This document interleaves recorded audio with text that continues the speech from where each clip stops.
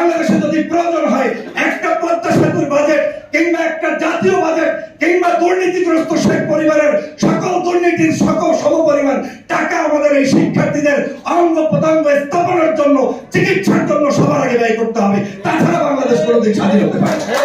আমাদেরকে সংস্কার করতে হবে, সাংবিধানিক সংস্কার, রাষ্ট্রীয় কাঠামোর সংস্কার, নির্বাচন কমিশনের সংস্কার। বর্তমান শিক্ষার্থীরা যেই ধরনের কার্যক্রম নিয়ে মাঠে আন্দোলন করে দেশকে স্বাধীন করেছে, সেই সংস্কার করতে হবে। তাতে লাগবে একটু হৃদয়টা বড়, ভয় পেলে চলবে না। এই দেশে যারা রাজনীতি করে, বিএনপি, জামাত, চরমনাই, হেফাজত, অন্যান্য ডান বাম, এরাই আগামীতে সম্মিলিত উদ্যোগে হোক, পার্সোনাল জায়গা থেকে হোক, ক্ষমতায় তারাই আসবে। কিন্তু তাদেরকে যেটা করতে হবে, বাংলাদেশের এই শিক্ষার্থীদেরকে ভয় না পেয়ে শিক্ষার্থী বান্ধব, সাধারণ জনতার বান্ধব সাংবিধানিক সংস্কার এবং রাষ্ট্রীয় কাঠামো পুনর্নির্মাণ করে তারপরেই তাদেরকে আসতে হবে। যদি সেটা তারা বুঝতে অক্ষম হয়, তাহলে আগামী দিনে এই বাংলাদেশ সুন্দরভাবে চলবে না।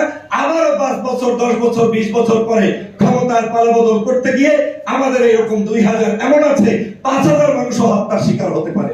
অতএব আমরা সেরকম একটি রাষ্ট্র আগামীতে আর চাই না। আগামীর বাংলাদেশ হোক সুন্দর সুষ্ঠু বাংলাদেশ। আমি গতকালকেও এখানে নিচে মনে হয় একটা সেমিনার হলে বলেছিলাম দুঃখ করে, যে বাংলাদেশে আজকে যারা যুদ্ধ করলো সেই শিক্ষার্থী যার হাত নাই, পা নাই, চক্ষু নাই, তাকে এখন রাস্তায় চিকিৎসার জন্য আন্দোলন করতে হয়। এইরকম বাংলাদেশ তো আমরা দেখতে চাই না। এটা কেমন কথা? বাংলাদেশে আমার ঘরে বাতি জ্বলার আগে সবার আগে ওই যার হাত নাই, পা নাই, তার চিকিৎসা দরকার। আজকে যে লোকটা যুদ্ধ করেছে সবার আগে তার জন্য কথা বলা দরকার। কেন এরকম বাংলাদেশ হবে?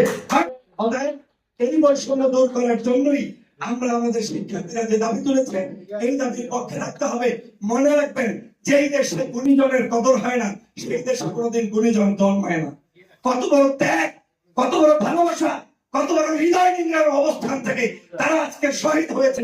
আপনি হয়তো ভাবছেন ওনারা ক্ষমতার জন্য শহীদ হয়েছে। আমি যখন বিদেশে বসে রাত ভর লাইভ করতাম, আপনারা হয়তো অনেকে দেখেছেন, কান্না করতাম অনেক সময়। আমি ওনাদেরকে দেখে ভাবতাম যে আসলে তারা কেন শহীদ হয়েছে।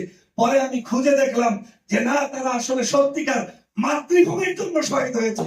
এমন হতে পারে অনেক ব্যক্তি তারা নিজে নিজে সিদ্ধান্ত নিয়েছে, যেই মাকে দেখেছি তার সন্তানের বুকে পাথরের মতো আপনার কি বলে কাঠ দিয়ে বেঁধে তারপরে বলেছে সন্তান তুমি যুদ্ধে যাও, কারণ তার কাছে মনে হয়েছে এটা যুদ্ধ।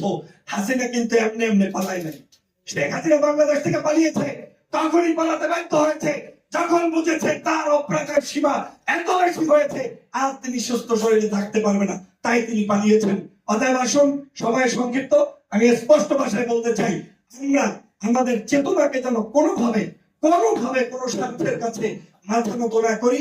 আমরা আমাদের এই দল মত সবাইকে নিয়ে জাতীয় ঐক্য যেভাবে গঠন করব, তেমনি আমরা আমাদের জায়গা থেকেও এই শহীদ চেতনাগুলোকে উজ্জীবিত করে আগামীর রাষ্ট্র গঠন করব। এবং আগামীর রাষ্ট্র তেমন রাষ্ট্র চাই, যে রাষ্ট্রে হিন্দু, মুসলমান, বৌদ্ধ, খ্রিস্টান ঐক্যবদ্ধভাবে এই দেশের জন্য লড়াই করবে। কারো কোনো কুচক্রী মহলের ষড়যন্ত্রে আমরা ভাতে পাড়া দেব না। আপনারা ইতিমধ্যেই জানেন, পার্শ্ববর্তী দেশের একটা টিভি চ্যানেল ইতিমধ্যেই চট্টগ্রামটা কিন্তু নিয়ে নিছে। মানে এটা কিন্তু সিগন্যাল। আপনি মনে মনে ভাববেন না যে এটা কোনো মানে পরিকল্পনাহীন কোনো বক্তব্য না।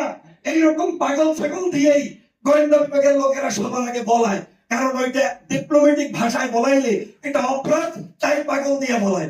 যাতে পাগল বলতে বলতে একদিন ছাগলে বলবে, গরুতে বলবে, এরকম করতে করতে আরো বড় জায়গার লোকেরা বলবে, একটা সময় আপনার এটাকে তারা নিয়ে নিবে এবং তারা দখল করে নিবে। অতএব আমাদেরকে সতর্ক হতে হবে। মাতৃভূমি রক্ষার 1 ইঞ্চি জমিও এই দেশের ভূখণ্ডকে কোন দেশের কাছে আমরা পরাজিত হতে দিব না। সবাই মিলে রক্ষা করবো। ওদের টাকাদারি করবে, আওয়ামী লীগের দালালি করবে, শেখ হাসিনা ফাঁসিদমের দালালি করবে, তাদেরকেও আমরা পরাজিত করবো, বাংলার জমিনকে রক্ষা করবো। সেই তত্ত্ব আহ্বান জানাই। ধন্যবাদ।